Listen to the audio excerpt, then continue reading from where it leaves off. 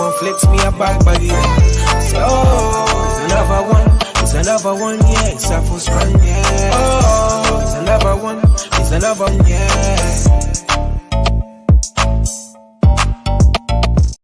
What's going on, people? Welcome into a live post reaction to the monster winning again. Inoue stopping TJ Doheny in the 7th round. Got a monster cash join with us. The stars of RnR Hour, Raw and Rico. How are you doing, guys? I'm very well, thank you. I believe you're the star, mate. Don't put it us on us. My gosh.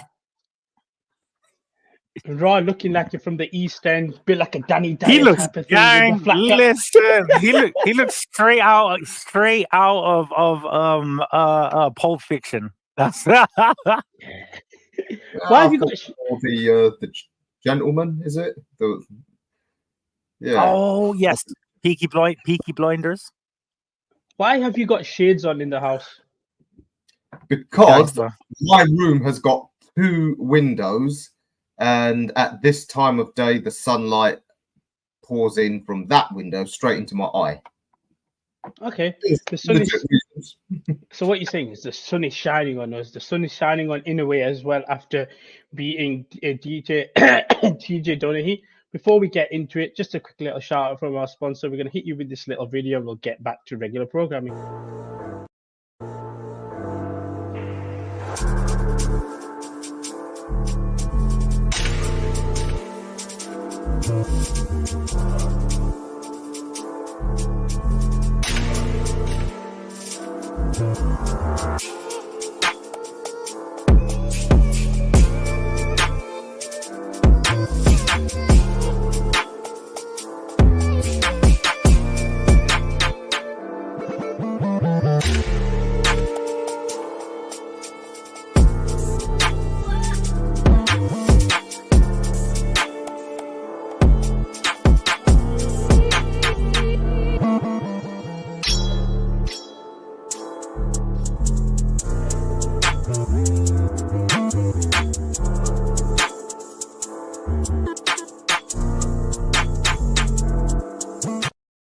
There we go, guys. iBoxingHub 24. Get yourself 40% off. Shout out to our sponsors. D-Rock, Claudian, Rico is rocking it right there. We got Raw with the Longsdale, traditional boxing in all sense of the way. Raw. We love it. Raw's about to break a man's kneecaps, bro. But let's go into the fight itself. As our resident hater, or Raw, what did you make of Inoue's performance just now? Yeah, I think definitely signs that he is fading, probably. Not unexpected. The guy's 31. He's been a top level pro for 10 years. But yeah, there wasn't much fluidity from him at all. You know, I've been a big critic of this choice of opponent. I think he got spooked by Neri getting dropped for the first time, and he looks like he's going down the Canelo route of, at the latter part of his career, he's going to look to try and milk his status as an enormous box office star by hand picking opponents. Doheny close to 40, vintage in a way would have blitzed him in 2 rounds, but he was weary. But in the end, you know, his tremendous speed of punching power paid off. I think that it was a left hook that caused the injury. One of our media colleagues said it was reminiscent of when Donaire fought Ryan Burnett, who also went with a back injury. It was a tremendous left hook that I think aggravated, maybe caused a slip disc or something. So yeah, I know Trill was really critical of Doheny, but I think at his age, given just how much he was outgunned, he fought as well as he could. And I think that the injury was probably legit.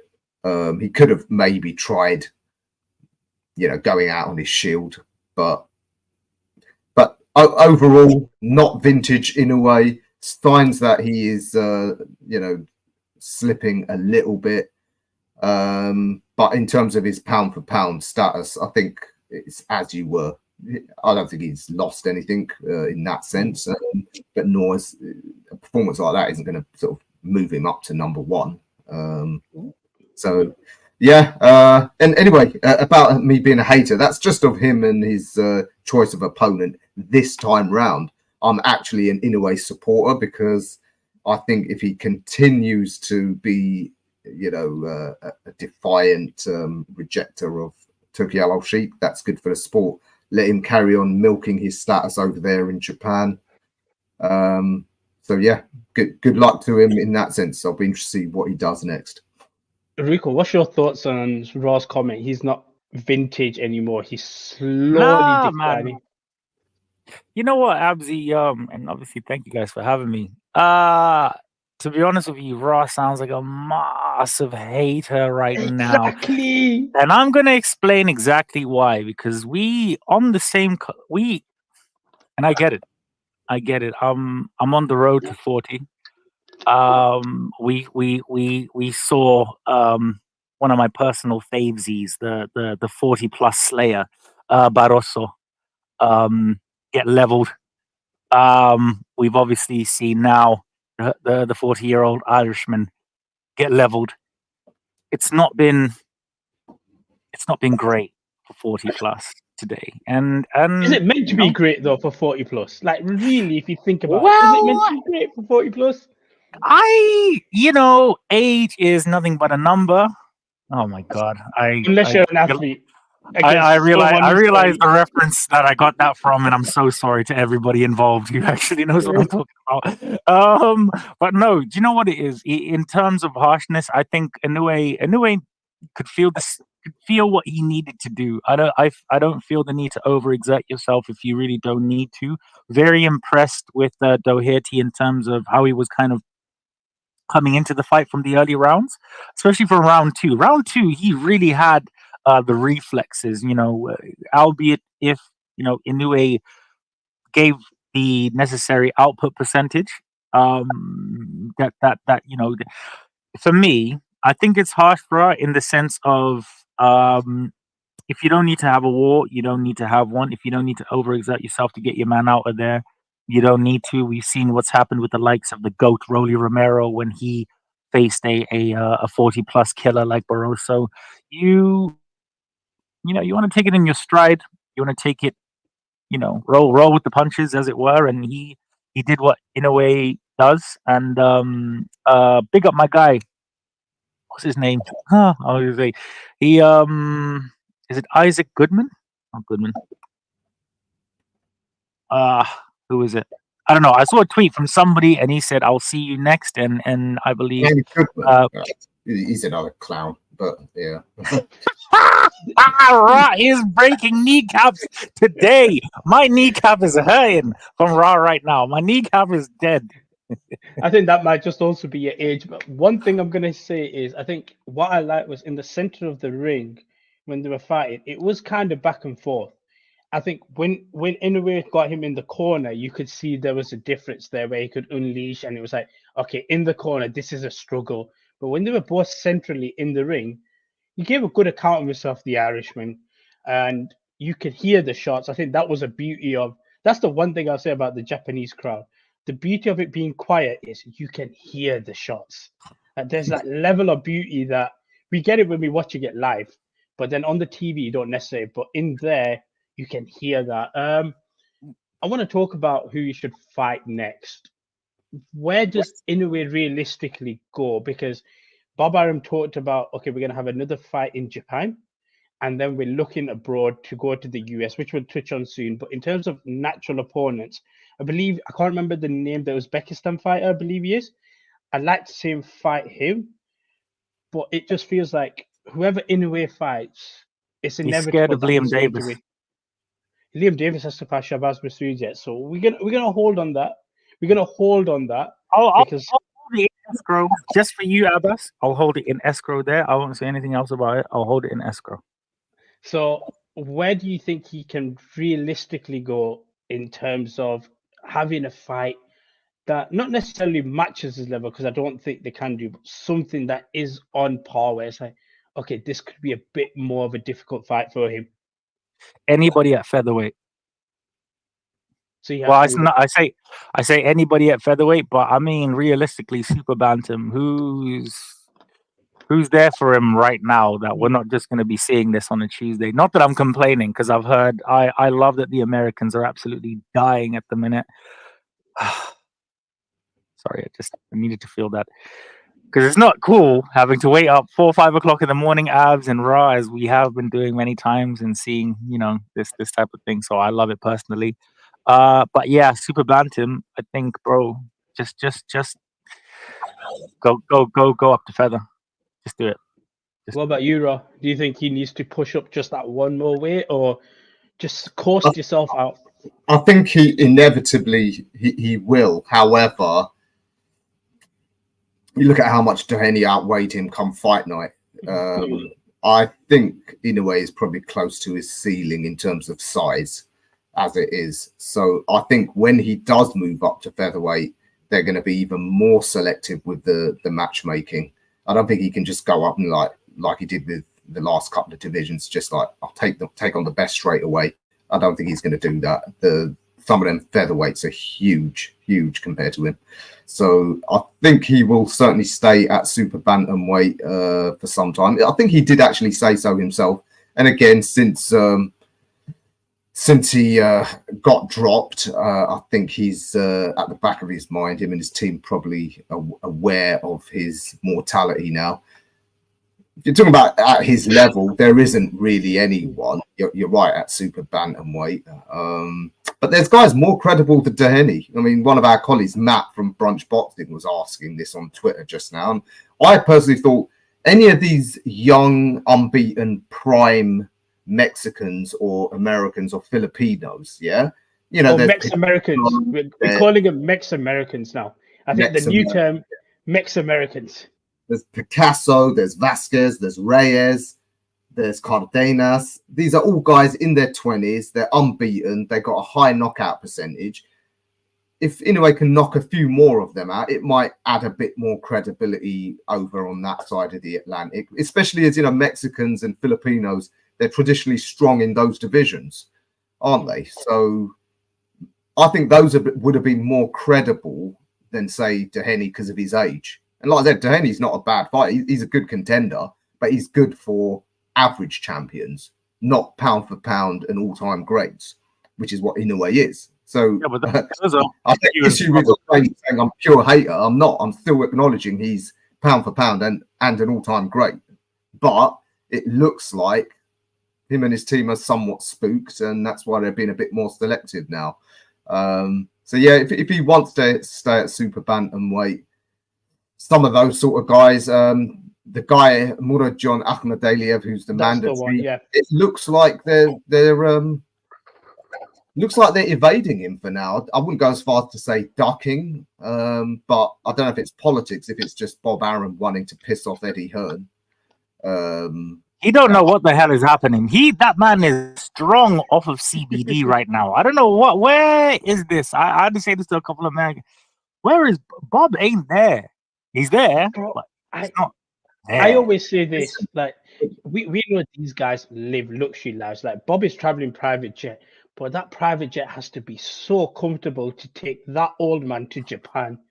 Like, without stressing, without getting off. He doesn't have no walking stick. He has no stroller. He's got nothing.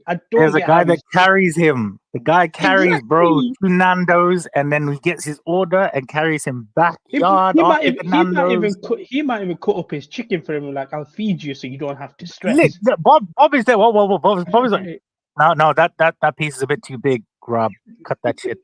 Cut. Thank you.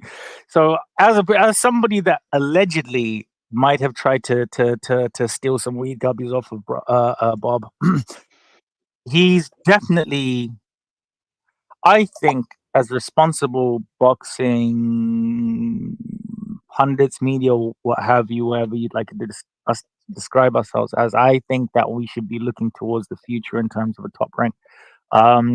Bob is not really making the decisions like that. In my own personal opinion, I don't, whatever, but you would want somebody within Top Rank being more assertive and saying, okay, Inoue is one of That's we own the Japanese market, abs in it. Like with Yeah. the failure of that prize fighter tournament for Matchroom, the minute Top Rank run Japan at the moment. I think anyway. I think we need talkers here to give us the full scope of the landscape. But that's what I can see. Right. And Yeah, if you look at Inoue right now, they don't have Crawford, they don't have Shakur. So Top Rank's biggest star is Inoue. To be fair to Bob, he's done it the right way in terms of we want to make him fight in Japan. Now, I will say this: I don't know what the significance is of fighting on Tuesday in Japan. I don't know if that's a day off. I don't know what the significance of no, a it's Tuesday. Abbas. Tuesday is prime time in Japan. Okay, I fair know. enough. So they've done Weird. that as well.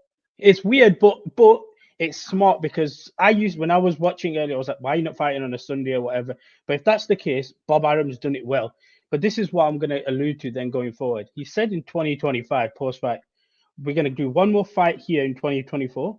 Then we want to try the US market. I know everyone's talked about, oh, he needs to fight in Japan, etc. But Stephen, is he just going into pressure for unnecessary reasons? Like, there's no need, in my opinion, for him to fight in America. Like, what's your feelings on that? Any of you guys go ahead. I think it's Stevie, pointless. I'm gonna Stevie. Can you because you're absolutely right. His promotional company in Japan, Stevie. I think you know what the name is. If you can pop that into I said the jumbotron into the chat. Because yeah, they only have sort of the I said the broadcasting rights. It used to be on Prime. I think obviously we just seen there that it was on Sky Sports. Yeah. So it's Bob doesn't really have anything in terms of an Inoue like that, bro. Bro, in his last fight, earned a $6 million purse, I believe it, like US. So we're talking 5.7 million pounds. He's in that same position that Anthony Joshua was. Remember Abs and Ra? When AJ was only at the O2, then he went over to Wembley and he was just smacking dudes out for those particular purses and going and only fighting down. Obviously, that was detrimental to Anthony Joshua's career in terms of activity. But with Inoue, it's different. You know, it's people say that he needs to go out of Japan to earn real money. I mean, he would have to leave Japan to go to the US when he just earned six million, right?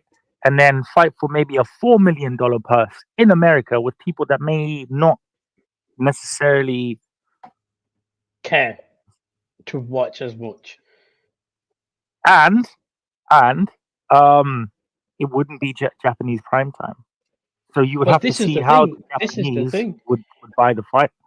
How would you do that? Because like we're saying, if Tuesday is that day that works with the Japanese fan base, the time how do you then sell him to America? But you have to then do that, don't you? Where if you want to sell him in America, you got to adhere to the American time zone. If that is the case, personally, I don't think it's needed because I don't think it's needed. But Bob being Bob, I feel like he just wants to do it just to be like, I've managed to get him over the overseas. And also then the opponent, I think it's kind of has to be somehow you got to find a way to get an American in there to have any sort of interest. Because I'll be honest with you, Canelo's still the face of boxing, and Turkey Al Sheikh is working with Terence Crawford and other superstars, and they still won't do numbers like Canelo Alvarez does, but he only does it because he's always been based in America. In a way, for me, when he comes over and fights in 2025, they have to do something where it makes sense for people in America to tune in. And they'll build a card around him.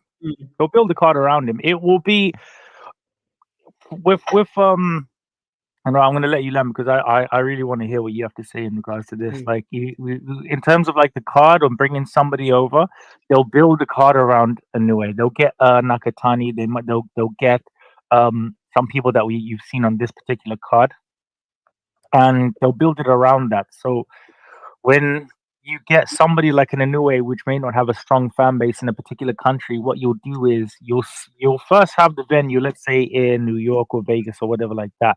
You will then get people from set area, right? That they will have a substantial fan base that they can fill 1,500 tickets, 2,000 tickets, 3,000 tickets. Do you know what I mean? So you'll have a couple of Mexicans in there, you'll have Americans, they'll be able to sort that out in terms of the engagement of the undercard. But Ra, like what I want to hear like from you is, with Inoue going over to, America, hopefully in his next fight. I'd like him to come to the UK, if I'm being completely honest with you. If he came to the UK, he would sell out. He would 100% by himself. Instantly. Him, Takei, what's that? Yeah, yes, Jams, yes, him, Takea, Ori, all them, man, Nakatani, bro, bring them all, give them a world tour, just at least for the next fight, in my own personal opinion, and that's what I want to kind of hear from Ra in terms of all of that. No, this talk of going to America, it's I really don't know what Bob's thinking. That they tried it already. This isn't something he hasn't done. He had a bit of a run in America. His profile didn't increase. It was a bit early though, Rara. It was a bit early. He wasn't the monster. He was already undisputed champion at bantamweight. Okay. There just aren't the Americans in those weight classes that are going to garner big interest. So my guess is Top Rank probably lost a lot of money on him. And that's why, since he's gone to super bantamweight, he's just fought back in Japan again, because I don't think it's economical. There aren't the Americans who will have sufficient interest in those weight classes for him to headline and for Top Rank to make money. And we know Bob Arum wants to make money. So I'm not sure what he's got in mind, unless there's an American like maybe Shushu Carrington in New York that can build him up. No sign that he's much of a star yet. So building someone into a star in America is an almighty, it's a Herculean task. That's why there aren't any stars other than Tank. So I don't know. Is it just a tick box exercise? But again, if so, he's already done it. He's fought in America 3 times. I think it is. I think the difference is I think the difference is when he did it before, it was more of an experiment to see what he could do. And like I said, if it didn't work, but at the same time, it's put to a back burner because people see him fighting so much in Japan that they forget that. Now it becomes a tick box exercise because of what everyone has been saying about him. So I think that's what everyone. Who's everyone? It's just us. Well, the Americans. The Americans. Casuals in America don't know him, and they don't know any of his potential opponents. It's only hardcore fans. Well, I think the show money. That's a fact. It's a fact. No one like abs. Nobody apart from the Japanese are paying that man $6 million a fight. So especially for Doherty. But if you look at the whole card itself, it was brilliant. It was brilliant. If he's to go on a world tour type thing, that's what you should do in 2025. Yesterday, I think as a kudos thing, maybe go to some of his challengers' backyards if they sell sufficiently. So someone like Sam Goodman in Sydney, knock him out in front of 80,000 Aussies just for the kudos of knocking out a challenger in front of his own fans. That'd be good. Come to the UK, someone like Liam Davies, if it's at somewhere like Stoke City Stadium, again, he'll get knocked out. I'm sure Rico will tell you. But things like that. Just going to America, I can't see it. The only guy there's only 2 guys close enough to his weight range that it could make for a really big event, and that's Bam Rodriguez, but he's still 3 divisions away, and Tank Davis, who's also 3 divisions away. So those are the 2 guys close enough to his weight class to make it economically viable. But I just think that the weight difference, and given their ages, it's like, I don't think the weight classes will align in time. Like I said, for me, when I saw the interview, he's doing it for the sake of doing it. I want to just get your views quickly before we wrap up then. Whenever he fights, whenever Terence Crawford fights, whenever Canelo Alvarez fights, to a point whenever Usyk fights, the conversation always comes up with pound for pound, etc. At this present moment in time, who's your number one pound for pound fighter? Anyone, Me. Raw, go on. Yeah, go on. I'll go for you, Raw, first. Alexander Usyk, I think jumping from cruiser to heavy and beating super heavyweights, you're overcoming the biggest. It can't be compared. For me, it's definitely Usyk number one. As it stands, Bud number two. This fight for Inoue hasn't done anything for him, so he's a close third as it stands. Rico, same three? Oh, mate. Ooh. Pound for pound, Abzi. Well, first I'm gonna go HS Tiki Toki. Yes! Do you see? Look how serious Raw. Look how Raw hasn't moved an inch. He's not. Hey, listen. Not moved 1 inch. Bro said, "Shut up and give it a real." Sorry, Raw. First round knockout I will on your go with. debut. I will go with Usyk. I will go with Usyk. Wait, Abs. We'll discuss. I'll tell you what. Whoever's watching iBoxingHub is going to have the fucking the fudging best shows ever. Okay, so honestly, we there's lots of things that are going to be happening in terms of stuff like that. So we'll have everything for everyone. In terms of my top three, reluctantly, I have to say Alexander Usyk, because if things were different, it should have been Dubois. But I will say Usyk number one. I will say number two for me will have to be Inoue.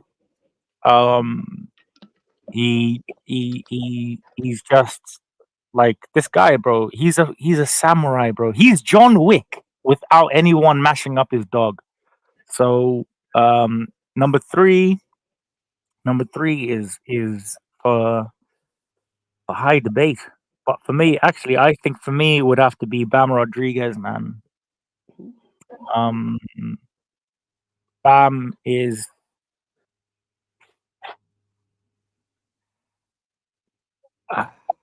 okay. I don't even know what to even say about this El Mexicano brother, man. He's the truth. That's my personal top three, and I don't think I've ever given my top three pound for pound, my personal one, on any show, any live, anything that I've ever done. So for the aftermath show, with The reason I asked this is before we wrap up. Canelo fights in 2 weeks. What does he have to do in terms of just now until whenever to get back into that top three for you guys? Personally, I think he's the biggest superstar still and will always be in boxing until he retires. I don't think anyone can surpass him in terms of just when he's fighting, ticket gates, numbers, the excitement, everything about him. And I think he's still disrespected just because, again, he's on the latter end of his year. He can't do anything more than he's done. But for you guys, I just want to ask quickly, what can Canelo do to get into either of yours top three pound for pound ranking? Hater Raw, I'm going to you first because you are a hater here. This is you can say you're a pure hater of the greatest Mexican of all time. I keep telling you guys, I have switched sides. Yeah, Canelo. Oh, no, because of Turkey. Yeah, I forgot. Tank and Inoue are defying the greater evil, so I'm now rocking with them. But in terms of Canelo getting back to the top three pound for pound, for me, it's either beat Benavidez, Morel, and Billy back to back at super middleweight, or go up to 175 and beat the winner of Bivol Beterbiev. That sounds more like it. That sounds more like it. No question marks if he does that. Simple as that. Rico, Yeah. any chance we can get? No, just to say on what Raw said there, Raw, absolutely. The first three things that you said to me there meant absolutely nothing. None of those men have done F all for any type of Canelo bread. Okay, and I love all of those three fighters, but again, no. I think the winner of Beterbiev Bivol, he loses that, retire. Straight up. You know what? Just before we wrap up, Jams, can we bring that comment up about the Belanga Benny? Thank you. Takes Bud's spot as number 3 as Bud is too inactive. I've said this so many times. He is. Bud is very inactive. One fight a year, Abbas. since Terence 2019. Exactly. I don't care about contractual issues. I don't care about anything like that. You are so inactive, and I'm gonna put this out there. So overly loved for being so inactive. It's crazy in boxing in this particular era that we're in right now. I appreciate what he's done. I do appreciate what he's done. But my hater bandwagon is still sticking with Errol Spence to beat him at 154. Ra, is that you, Ra? Ra, is that you? Sorry, what were you saying, Ra? Is that you, Abra? Rabas. That's the only thing I have against Terence Crawford. I get he goes about winning everything. Let's also be honest. Errol Spence collected all the belts. You sat back and let Errol Spence do all the hard work, and then you just won one fight on the side. Don't do that. Don't do that. You sat there. I don't care about contractual issues. 140, fine. At 147, Errol Spence did all the hard work. Abbas wanted Crawford to be in a steel chair with the referee right outside Errol Spence's thing. Hey, 1, 2, 3. Hey, it's trap season. Yeah, we got it. But that's the only thing. That's why I don't put Bud Crawford in my pound for pound. I don't put him in because the inactivity that he has right now doesn't do it for me. Like I said, Canelo's the biggest star in boxing. Inoue is also delivering in terms of fighting at least twice a year for now. Usyk, different trajectory because of the level of fights that he has to make means that there's a difficulty to it. So I appreciate that. With Bud Crawford once a year, we can have a conversation about that. But listen, we're going to wrap up, guys. I'm on my lunch break, and we're hitting that time period going. I know, Rico, you're going to be back later on tonight. We're back later on tonight with your show. Please, guys, tune in to Across the Way from the US to the UK. I believe my brother Trill Dollar Bill is in the building on this one. So I just want to say big up to all of us right now. Big up to every single person. Abbas, you, Thomas Ralby over there, the kneecap destroyer, my guy, my confidant, my brother. I just want to say thank you guys so much, man. Thank you for having me, especially. Now we'll be on the RnR Hour this week, and yeah, just really big things, really, really, really great things happening for this channel, man. So I just want to say, guys, tune in with us because honestly, it's going to be amazing. Listen, that is the best way to send off the show. Production, wrap it up. Like, share, subscribe. You know the vibes. Go. It's another bang. All the Muslim cars now, whichever get up. Light up my card with a sweet one, please. Someone flicks me a bag by the end. Say, oh, it's another one.